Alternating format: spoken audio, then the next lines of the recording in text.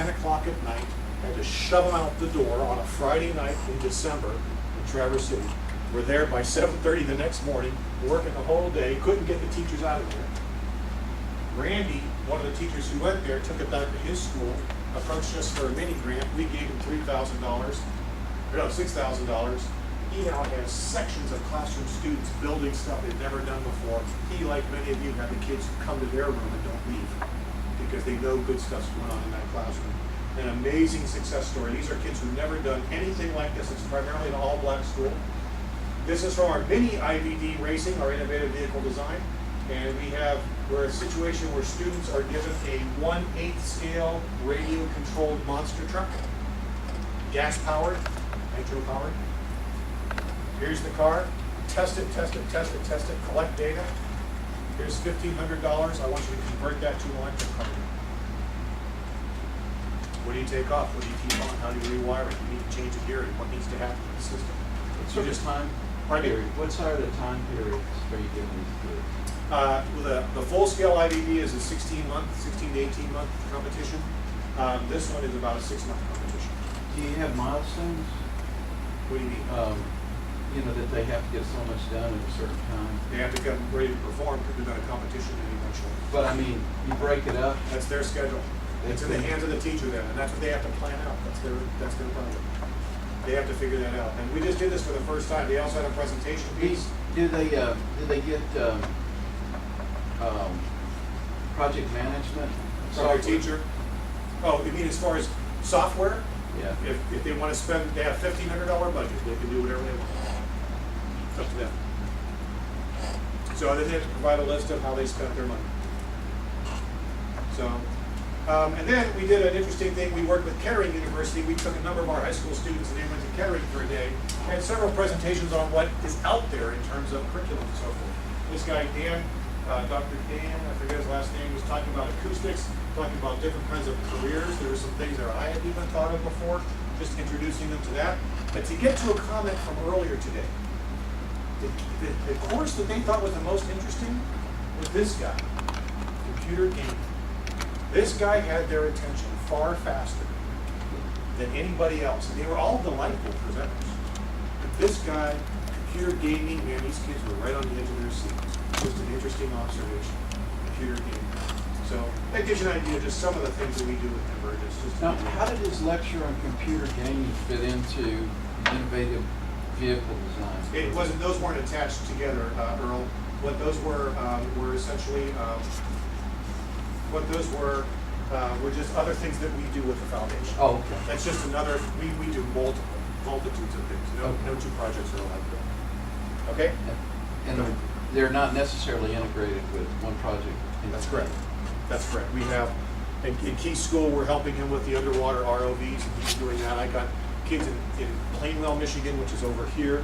Teacher approached us. They wanted to convert their biology courses to biotechnology courses. They needed money for the gear, so they now have shifted to a full biotech program. What about some of Keith's kids decide that they want to do another type of your program? We're open to discussion. You're open to discussion, so one school could do more than one. Yes, absolutely.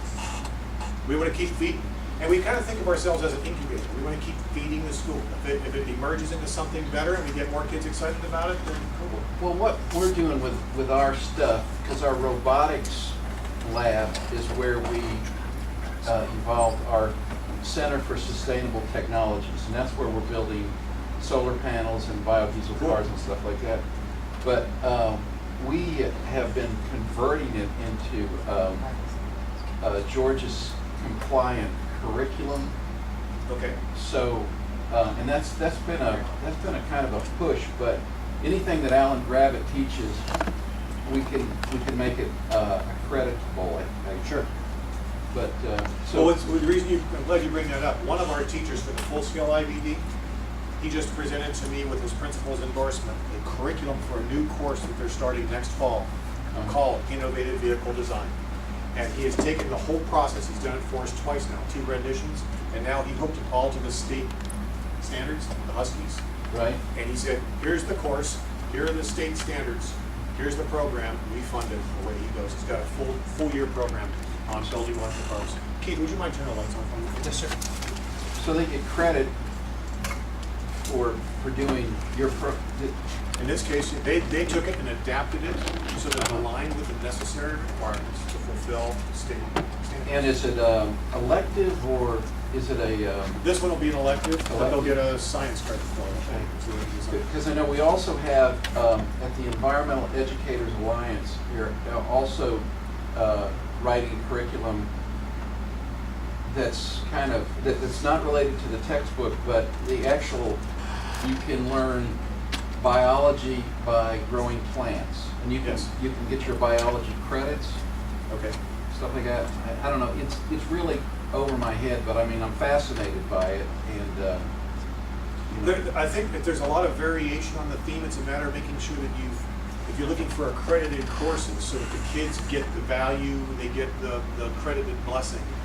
You know, what the teachers, how they align that is varies from state to state. I think probably from district to district. Well, if we can reduce the dropout rate, you know, keep the kids interested, and then keep the kids on a learning or a skill track. Yes. I mean, it's just a, Well, workforce development is huge right now, as I think all of you know, in the country. It's doing really good. So you're right. It's keeping them excited about it. How do we do that? well, that, are you talking about workforce, like, so they could work in like, for a Chinese company that comes over here, workforce? Workforce meaning building up our workforce in this country so that it can do the jobs America needs it to do.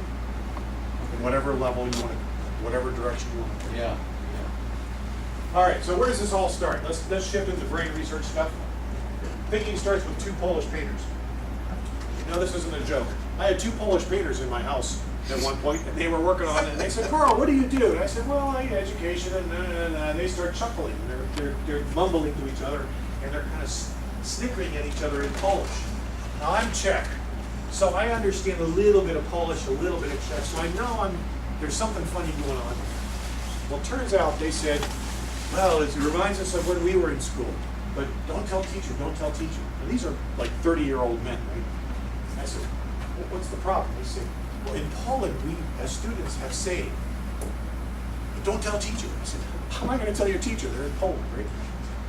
They said, zakuć, to learn, zdać, to pass, wspomnieć, to forget. In other words, when they were feeling the pressures of the school coming on top of them, they would say to each other, look, let's just learn this so we can pass the test and then we can forget about it. Not the place we want to be.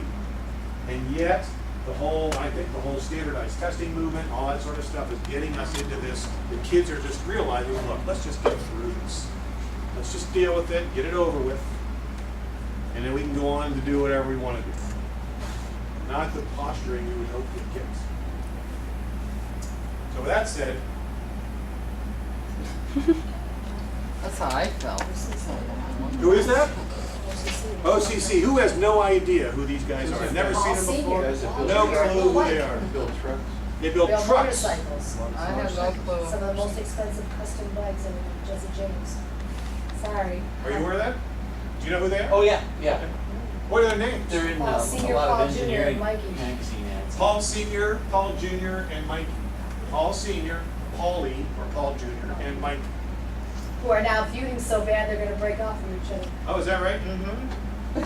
I'm sorry. I know all this stuff. My students will tell me. Was it on TV? Yes, the OCC. Orange County Choppers. They just built this brand new building. Oh, yeah.